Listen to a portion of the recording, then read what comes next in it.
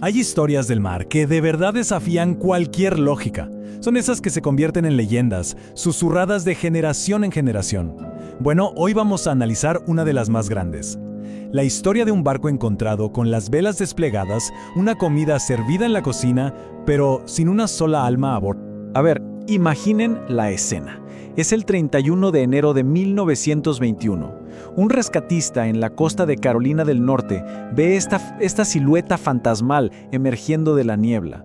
Un barco que se ve perfecto, intacto, pero inquietantemente silencioso. Y lo que encontraron adentro solo hizo que el misterio fuera todavía más profundo. Para entender este barco fantasma, primero tenemos que conocer a los dos protagonistas de esta historia. Por un lado, la majestuosa goleta y por el otro, el traicionero pedazo de océano que se convirtió en su tumba. Y ojo, el Carroll A. Deering no era cualquier barco viejo y destartalado. No, era una maravilla de la ingeniería de su época. Era grande, era robusto y, para ser un carguero, tenía un equipamiento bastante lujoso.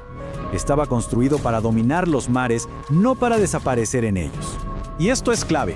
No apareció en cualquier lugar. Lo encontraron aquí, en los Diamond Shoals, un verdadero laberinto de bancos de arena que se mueven y que se han tragado cientos, pero cientos de barcos a lo largo de la historia. Es un lugar donde el océano sencillamente no perdona errores. Y es justo aquí donde el misterio se convierte en un verdadero rompecabezas. A ver, por un lado que falten los botes salvavidas y el equipo de navegación te hace pensar que la tripulación abandonó el barco de forma ordenada. Pero entonces, ¿por qué dejarían una comida a medio preparar? ¿Y por qué activar la señal de emergencia que básicamente grita el barco está fuera de control? Las piezas simplemente no encajan.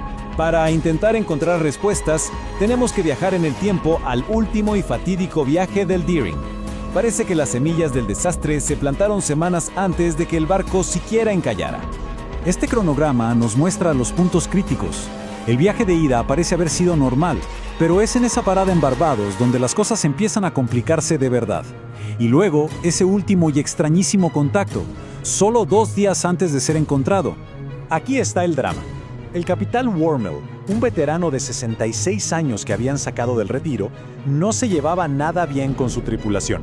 Y su primer oficial, Charles McClellan, no solo se quejaba de la mala vista del capitán, sino que terminó en la cárcel por borracho. Wormel le pagó la fianza, pero los informes dicen que McClellan amenazó de muerte al capitán. La tensión a bordo era sin duda palpable. Con un barco vacío y una tripulación desaparecida, el gobierno de Estados Unidos lanzó una investigación masiva. Y de ahí surgieron 5 teorías principales, que van desde lo bastante plausible hasta lo que parece sacado de una película. Así que empecemos la cuenta regresiva. Arrancamos nuestra cuenta regresiva con la teoría número 5, una que huele a pólvora y a ron de contrabando. Bueno, estábamos en plena época de la prohibición y la piratería y el contrabando de alcohol eran un negocio muy violento. La idea era que el Deering fue abordado y que asesinaron a toda su tripulación. El problema, un barco carbonero que era lento y enorme, pues era un objetivo muy poco práctico para contrabandistas que necesitaban velocidad y discreción. En el número 4 tenemos una teoría que tiene menos que ver con el océano y más con el tenso clima político que se vivía en esos años. Esta sí que suena a película de espías. Estábamos en medio del temor rojo y el FBI se puso a investigar si acaso simpatizantes comunistas habían secuestrado el barco para llevárselo a la Rusia soviética. Encontraron algunos documentos que hablaban de planes así, pero la verdad es que nunca apareció ni una sola prueba que conectara al Deering con esta idea. La tercera teoría parecía ser la respuesta definitiva. Llegó flotando a la orilla, sellada en una botella de vidrio. Imaginen encontrar esto, un mensaje dramático que parecía confirmar un secuestro violento. La letra incluso fue comparada con la del maquinista del barco, Herbert Bates. Por un momento, parecía que el misterio estaba resuelto, pero la verdad era mucho más extraña.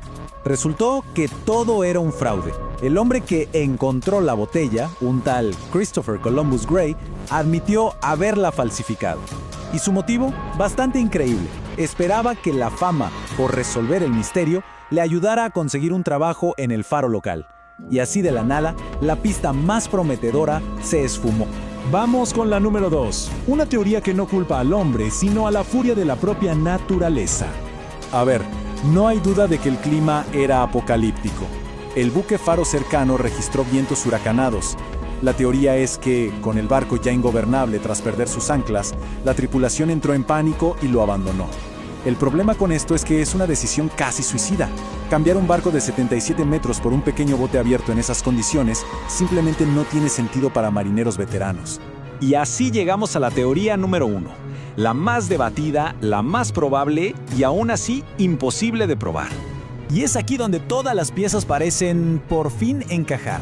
La tensión que venía de Barbados, la extraña comunicación final donde un simple tripulante da el informe en lugar de un oficial, y esa observación clave, la tripulación estaba en una zona que estaba prohibida para ellos. El punto crucial aquí es que esto sugiere que la jerarquía a bordo se había roto por completo. La teoría es que el motín tuvo éxito, pero los amotinados sin la experiencia del capitán terminaron encallando el barco y murieron al intentar llegar a la costa en los botes salvavidas.